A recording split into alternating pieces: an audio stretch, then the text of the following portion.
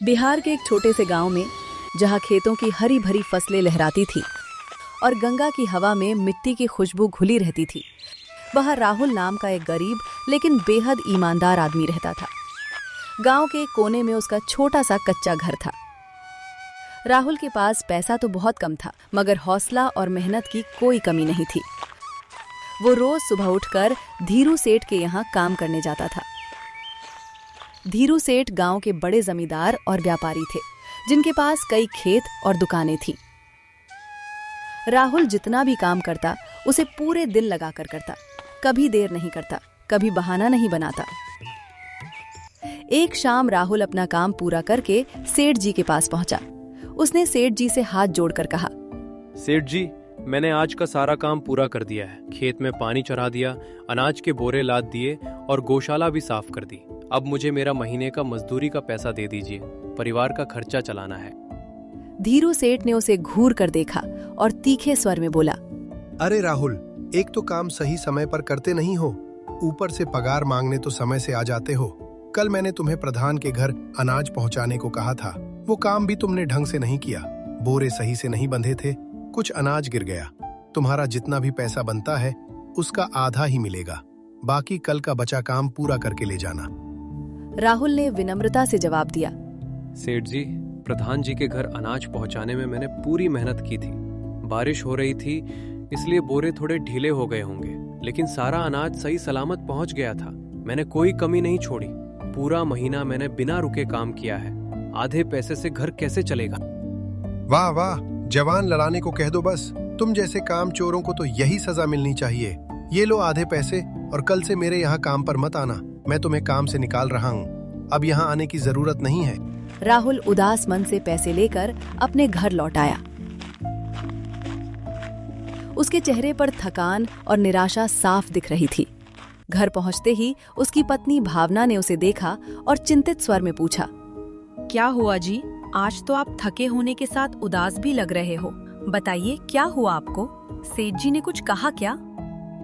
राहुल ने लंबी सांस लेकर जवाब दिया, अरे भावना, आज सेठ जी ने मुझे महीने के आधे पैसे ही दिए हैं। काम तो मैंने सही से किया था, लेकिन उन्होंने कहा कि अनाज पहुंचाने में गलती हुई है। आधे पैसे दिए हैं। अब हमारा घर का किराया, खाना पीना कैसे चलेगा? मैं तो रोज मेहनत करता हूँ, फिर भी ये हाल है। और ऊपर से गैस की दिक्कत। पता नहीं ईरान और इजराइल में कब तक लड़ाई होगी। भावना ने उसे समझाते हुए कहा, चिंता मत करो राहुल, भगवान पर भरोसा रखो। कल सुबह तुम काम की तलाश में निकल जाना। कोई ना कोई काम जरूर मिल जाएगा। हम दोनों मिलकर इस मुश्किल को पार कर लेंगे। अभी खाना खा लो और आराम करो।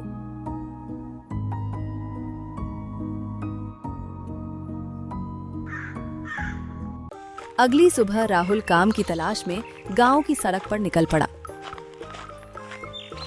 रास्ते में उसे एक ढाबा दिखाई दिया, जो हाल ही में खुला था। ढाबे पर सेठ मनीराम नाम का व्यक्ति बैठा था, जो गांव का दूसरा बड़ा आदमी था। राहुल ने उनसे बात की, सेठ जी, क्या मुझे कुछ काम मिल सकता है? मैं बहुत गरीब हूँ। मनीराम ने मुस्कुराते हुए कहा, राहुल भाई, तुम मेहनती आदमी हो, यहाँ ढाबे पर काम कर सकते हो। खाना बनाना और साफ सफाई करना, लेकिन रोज पैसे नहीं मिलेंगे। महीना पूरा होने पर ही पैसे मिलेंगे। राहुल ने खुशी से काम शुरू कर दिया। वो सुबह से शाम तक ढाबे पर मेहनत करता, सामान लाता, खाना बनवाता और ग्राहकों को सर्व करता। कुछ दिनों बाद राहुल का महीना पूरा हो गया। सेठ मनीराम ने उसे थोड़े पैसे दिए। राहुल ने उन पैसों से घर के लिए कुछ सामान खरीदा। घर आकर भावना ने उस सामान से खाना बनाया। दोनों ने मिलकर खाया। राहुल ने भावना से कहा, देखो भावना, आज सेठ मनीराम जी ने कुछ पैसे दिए हैं। कल से मैं और ज्यादा मेहनत करूंगा। ढाबे पर चिकन मैगी सबसे ज्यादा बिक रहा है। अगर हम भी घर पर छोटा सा ढाबा शुरू करें तो अच्छा रहेगा।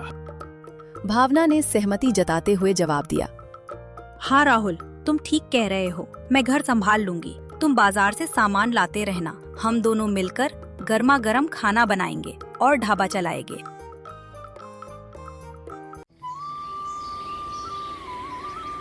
अगले दिन राहुल बाजार गया और बाजार से चिकन मैगी लाया और घर के बाहर उन्होंने साफ सफाई की और एक छोटा सा ढाबा जैसा बना लिया। बोर्ड पर लिख दिया 50 रुपए में चिकन मैगी। शाम को कुछ गांव वाले आए। उन्होंने कहा, अरे राहुल, नया ढाबा खोला है क्या? हमारे लिए भी एक चिकन मैगी लगाओ, गर्मा गर्म होनी चाहिए। राहुल ने मुस्कुराते हुए जवाब दिया, हाँ भैया, बैठो ना, अभी गर्मा गर्म चिकन मैगी की ग्रेवी बनाकर लाता हूँ। चिकन ताज़ा है और मसाले अच्छे डाले हैं, मन से खाना। लोगों ने खाना खाया और तारीफ की। ऐसे ही ढाबा चलने लगा। चिकन मैगी सबसे ज्यादा बिकने लगी। शाम होते होते काफी कमाई हो जाती। लेकिन गांव में राहुल का एक दुश्मन भी था, रघुवीर, जो उसी गांव में रहता था। रघुवीर शुरू से ही राहुल से नफरत करता था, क्योंकि राहुल की मेहनत और ईमानदारी उसे जलाती थी। रघुवीर खुद आलसी और चालाक था। वो अक्सर राहुल को देखकर ताने मारता। रघुवीर ढाबे के पास से गुजरा। उसने देखा कि लोग राहुल के ढाबे पर चिकन मैगी खा रहे हैं। रघुवीर ने चलकर सोचा कि ये कैसे चल रहा है। वो घर जाकर अपनी पत्नी से बोला, देखा उस राहुल को, गरीब था, अब ढाबा चला रहा है। मुझे ये बर्दाश्त नहीं, मैं इसे सबक सिखाऊंगा।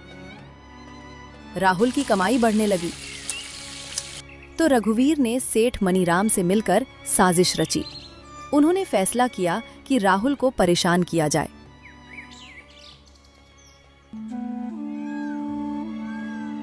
एक शाम रघुवीर ढाबे पर आया और ऊंची आवाज में बोला, अरे राहुल, तू तो अब बड़ा व्यापारी बन गया है, गरीब बनकर लोगों को लूट रहा है।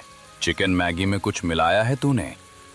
राहुल ने शांत स्वर में जवाब दिया, रघुवीर भाई, मैं ईमानदारी से खाना बना रहा हूँ, सब ताज़ा सामान इस्तेमाल करता हूँ। लोग खुद आकर खाते हैं और तारीफ करते हैं। तुम क्यों झगड़ा कर रहे हो? मैंने तुम्हारा क्या बिगाड़ा है? झगड़ा नहीं, सच बता रहा हूँ। कल से यहाँ मत खोलना अपना ढाबा, वरना देख लेना, गांव में मेरी भी इज्जत है। इतना कहकर वो चला गया।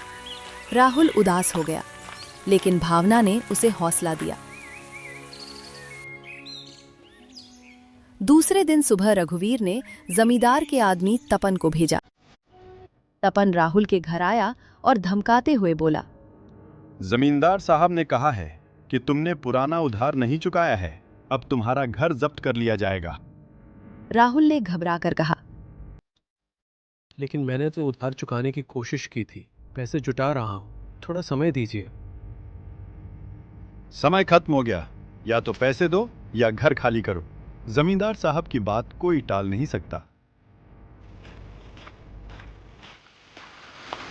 जब तपन चला गया तो राहुल का पड़ोसी गोकुल वहां पहुंचा। अरे राहुल, ये जमींदार का आदमी तुम्हारे घर पर क्या कर रहा था? तुमने कोई उधार लिया है क्या? राहुल ने सारी घटना गोकुल को सुनाई।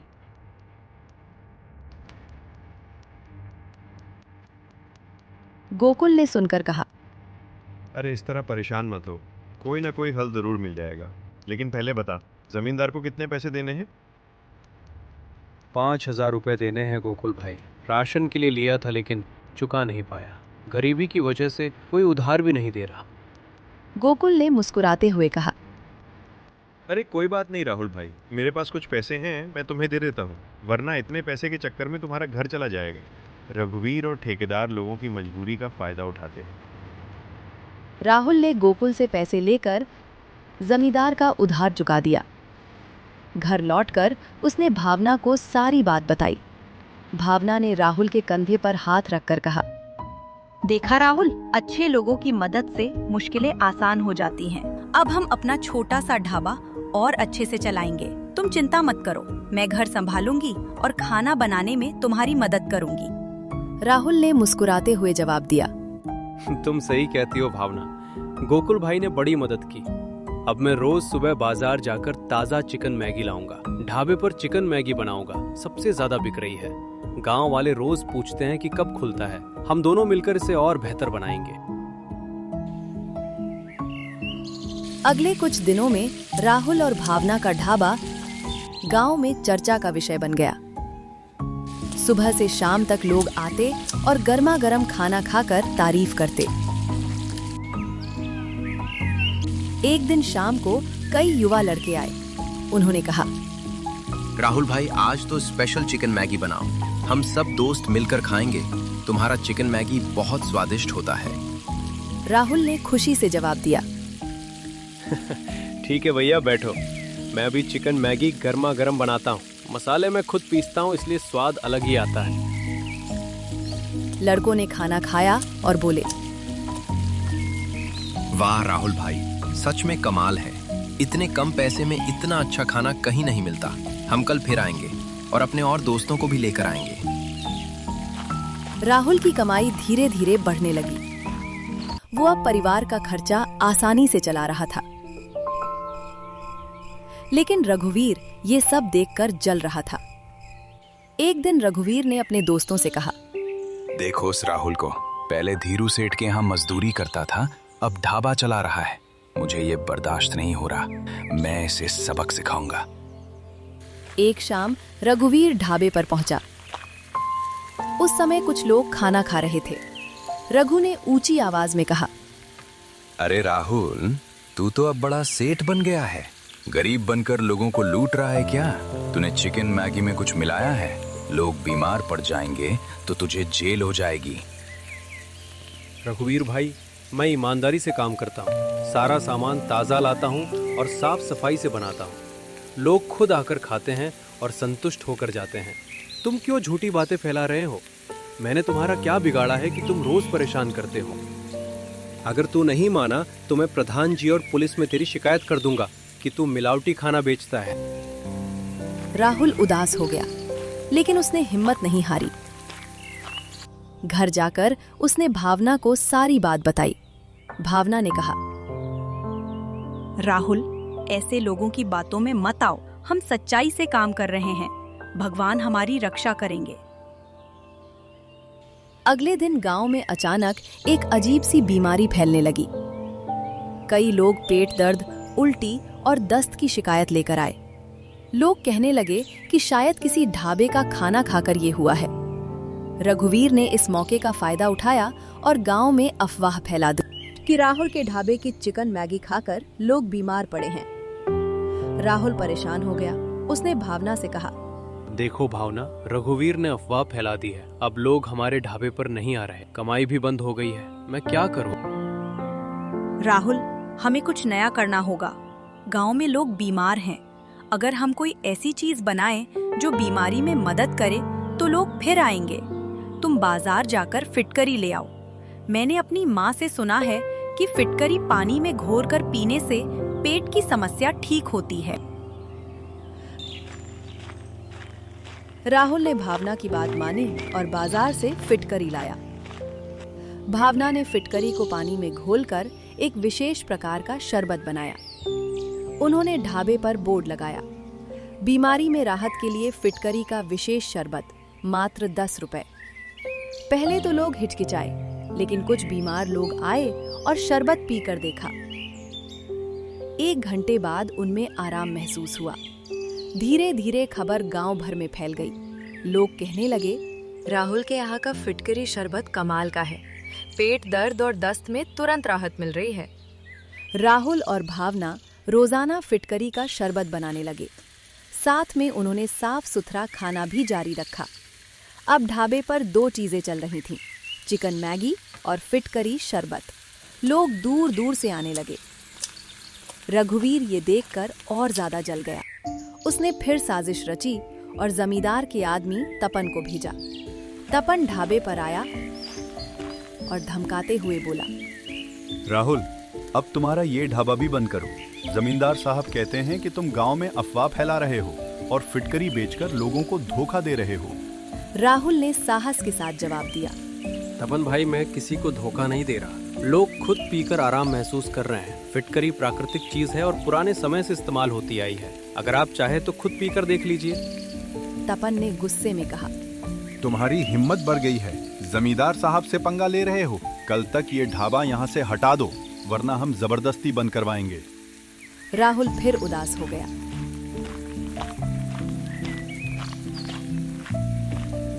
लेकिन गोकुल फिर मदद के लिए आया।